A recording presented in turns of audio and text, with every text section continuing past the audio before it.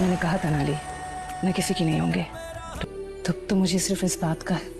अगर तुम्हें लग रहा है कि मेरी मोहब्बत उसकी मोहब्बत से कम है, एक लम्हे के लिए भी अपने दिलो दिमाग से उसका ख्याल नहीं निकाल पाता मैं।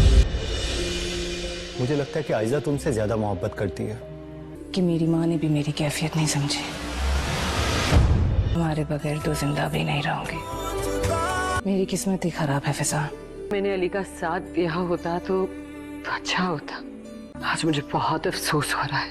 अगर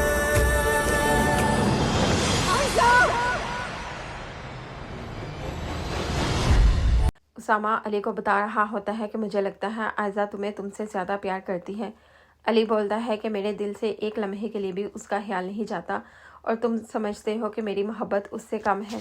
आयजा अली को बोलती है, मैंने कहा था ना मैं किसी की नहीं होंगी, तुम्हारे बगैर तो मैं ज़िंदा भी नहीं रहूँगी। और उसके बाद आयजा खुदकुशी कर लेती है। आयजा की माँ उसको अंदर बुलाने के लिए आती है। देखती है आयजा बेहोश पड़ी होती है और वो चिल्लाने लग जाती है, आयजा आयजा बोलने लग जाती है। फिज़ा को आयजा की कंडीशन देखकर अपनी गलती का एहसास हो जाता है। वो सोचती है काश मैंने अली का साथ दिया होता तो अच्छा होता। आयजा बोलती है, तुम्हारा इसमें कोई कसूर नहीं, मेरी किस्मत ही खराब है। अफसोस तो इस बात का है कि मेरी माँ ने भी मेरी हालत को नहीं समझा।